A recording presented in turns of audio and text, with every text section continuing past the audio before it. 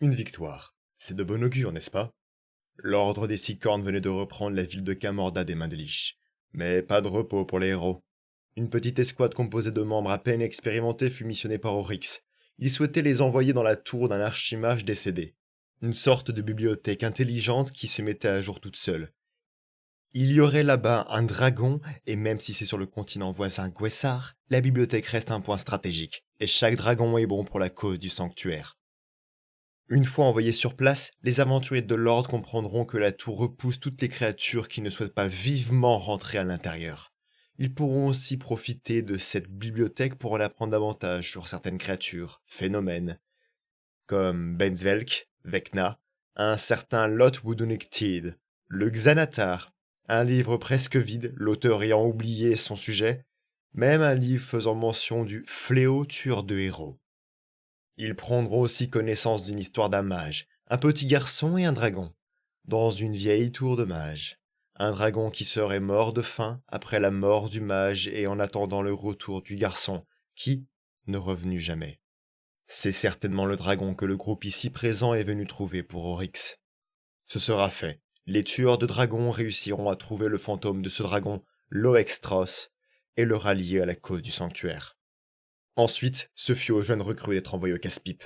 Oryx missionna de nouveau l'ordre des Six Cornes ainsi que les tueurs de dragons pour aller trouver de jeunes dragons rouges. Le groupe enquêta rapidement dans un village à proximité du lieu indiqué par Oryx, avant de partir en direction d'une mine.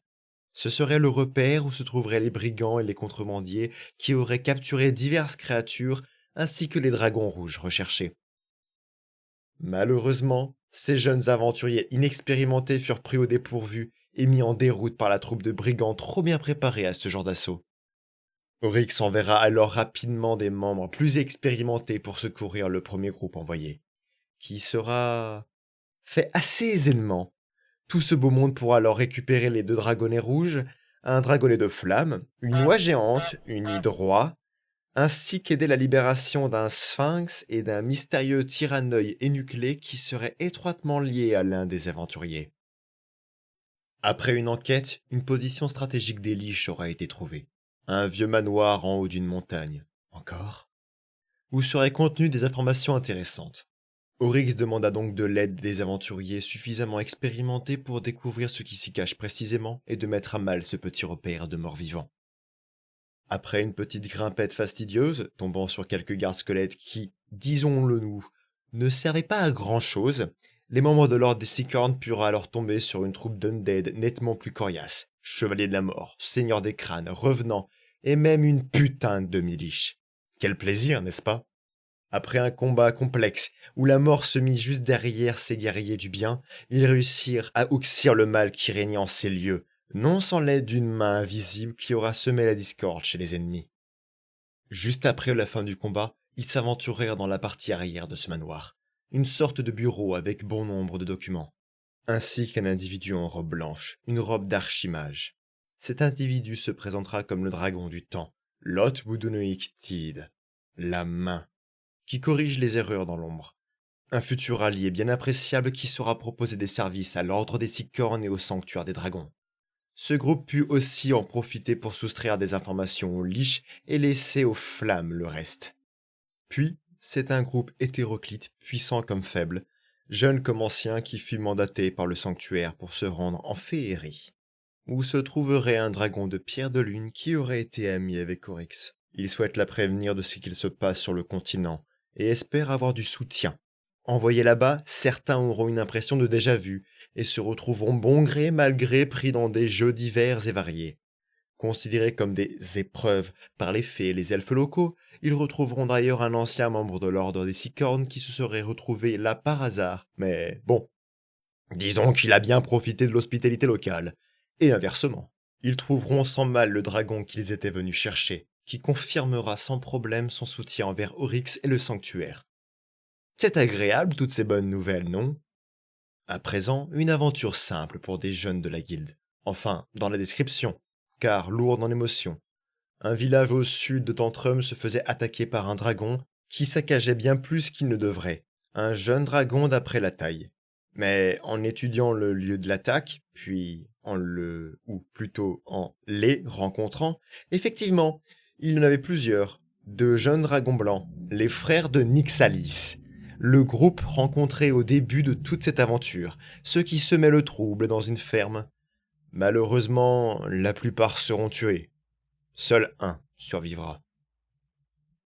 Bon, maintenant il est temps de sauver l'image de la guilde. Peu de temps après le sauvetage de Camorda et après plusieurs mauvaises aventures, la guilde fut interdite d'exercer au sein de l'Empire, tout en perdant pas mal de sa notoriété. Oryx décida de mener une enquête auprès de nobles qui seraient en lien avec le culte de dragons, un culte de dragons noirs, des tarés vénérant les frères noirs.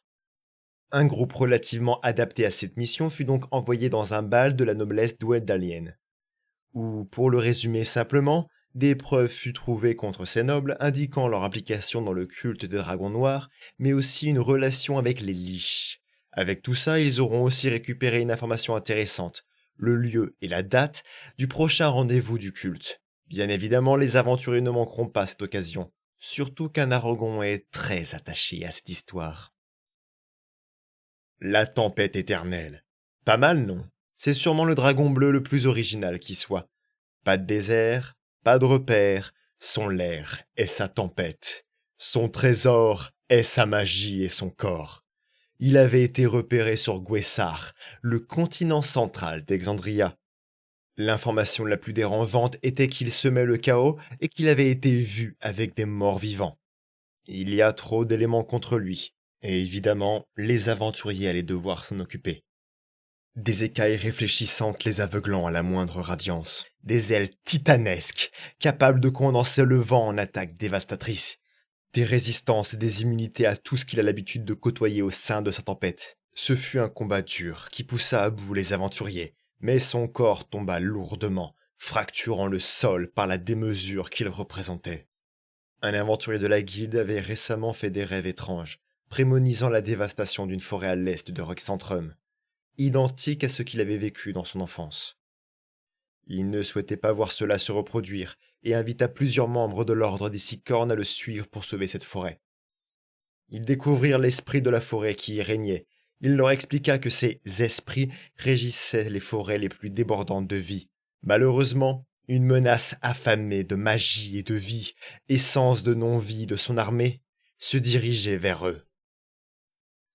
Ils durent donc lutter pour défendre le sanctuaire de cet esprit. Mais comment lutter face à Somme, général des armées des Liches?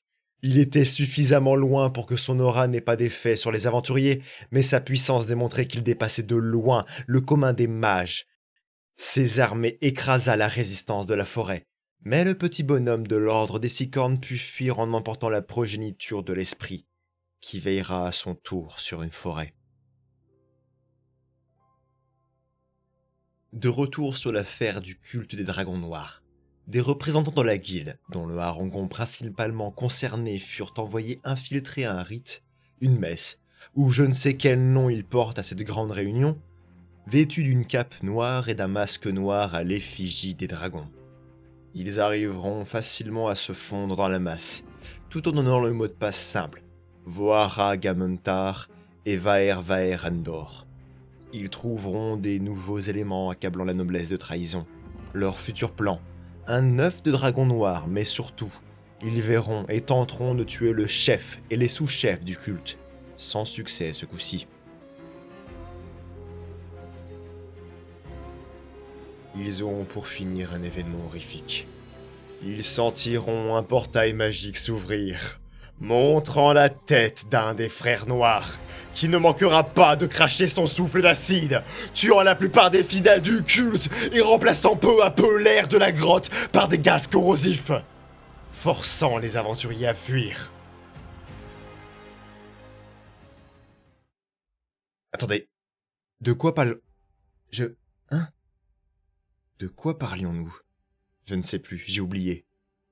Je crois que la guilde fut envoyée dans une demeure étrange. Oui, rencontrer un dragon d'ombre. Bien étrange. Oui, c'est ça. Il n'était pas... Il n'était pas un dragon d'ombre, mais l'ombre d'un dragon. Ou plutôt l'ombre d'une dracoliche. Mais totalement titanesque. Le dracoliche à qui appartient cette ombre pourrait facilement dévorer un dracocire commun en une seule bouchée. Enfin, oui, son corps, car il est absent là, son corps. Il n'y a que son ombre. Critiquant le corps qu'il a abandonné, mais expliquant bien qu'aux aventuriers que l'oublier n'est pas une simple menace, n'est pas un dragon uniquement très puissant. Pour lui, les menaces du continent ou même les frères noirs ne seront que des amuse-bouches. De plus, la magie de l'oublier est étrange et si puissante que lorsqu'une aventurière, la plus puissante de la guilde, usa de sa magie pour en apprendre plus sur lui, elle fut instantanément tuée, pour obtenir comme seule réponse des confirmations alambiquées. Bon, les frères noirs sont bien trop puissants pour la guilde, et de loin, souvent dit comme plus puissants qu'un aspect de Tiamat ou de Bahamut. La seule solution pour briser cette menace est de couper la tête du culte. Ce ne sera sûrement pas définitif, mais ça ralentira suffisamment l'influence des frères noirs sur le continent. Une expédition punitive sera donc organisée, grâce entre autres à l'information obtenue par l'un des aventuriers de l'ordre des Sicornes qui n'était pas inintéressé par le masque légendaire que portait le chef du culte. Ce groupe parviendra à tuer les sous-chefs dans un premier temps, avant de s'attaquer au chef, reclus dans une grotte qui devait sûrement attendre que les choses se tassent. Malheureusement pour lui, sa tête tombera simplement au sol. Avec toutes ces péripéties, la guilde fut prévenue tardivement que l'armée des Liches, qui avait commencé une invasion du continent il y a de ça quelques mois, était arrivée aux portes de Rexentrum. Une paladine, conseillère de l'empereur d'Arvor III, sera envoyée à Tantrum pour demander l'aide à l'ordre des Sicornes, ultime moyen pour eux de se racheter auprès de l'Empire. La guilde aura donc une mission simple. Pendant que le gros de l'armée de morts-vivants sera occupé avec les forces de l'armée de Rexentrum, elle devra envoyer une petite escouade pour s'attaquer à la légion stationnaire au camp de Sum, pour faire une diversion, pour qu'une seconde escouade composée des cadors de l'ordre des Sicornes puisse tenter de tuer Sum, coupant ainsi la tête de l'armée, ce qui devrait suffisamment désorganiser les morts-vivants pour remporter la bataille. Mais la grosse subtilité de ce siège cadavérique sur la capitale impériale, c'est que Sum dispose de l'artefact de l'anneau de l'hiver. Il fait en sorte qu'un puissant blizzard s'abatte durant des semaines sur la capitale. Mais la guilde a une priorité, lui couper la tête. Elle se rendra donc sur son camp, profitant de la diversion de leurs camarades pour avancer jusqu'à la citadelle de glace fraîchement bâtie. Et ils verront les portes s'ouvrir. Le froid l'en transpercera la peau, aussi douloureux que désagréable, engourdissant leurs sens ainsi que leurs mouvements. Tout est un peu plus complexe dans ce blizzard. Peut-être ce n'est pas uniquement le froid, mais aussi leur instinct. Effectivement, l'ennemi face à eux n'est clairement pas le premier monstre venu, et ce serait stupide de le simplifier à ça. Mais en voyant l'édifice, les portes ouvertes, ils auront une impression. La citadelle de glace semblera les accueillir, les pousser à rentrer dans ce sanctuaire nécrotique, dans ce temple, dans ce mausolée, dans leur mausolée. À leur droite, à leur gauche, des chevaliers de la mort, prêts à combattre, prêts à défendre Sum, l'un des 5 doigts, la liche générale des armées du culte. Et alors qu'ils étaient prêts, parés au combat, le corps et l'esprit au maximum de leur potentiel, ils remarqueront que... Anu fut le premier observé, une liche surpuissante vue par les néophytes de la guilde. Ensuite, ce fut les 5 doigts, où tout le monde fut paralysé par la peur. Ensuite, ce fut de nouveau Anu, après Shanky, lorsque les aventuriers étaient épuisés, lorsqu'ils ne pensaient plus qu'à leur survie, et enfin Sum, de loin, lors d'une grosse bataille en forêt. Là, avec l'esprit clair, les connaissances et les expertises, ils se rendent compte. Le doigt qui se dresse face à eux, Thumb, et les 4 autres doigts ne se sont jamais proclamés archliches. Ils n'ont jamais été nommés ainsi dans les rapports de liche. Mais en le voyant, aucun doute, ils n'étaient pas face à une liche.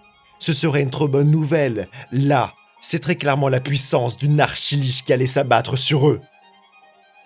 Ce fut un combat difficile. Sum n'a clairement pas volé son statut.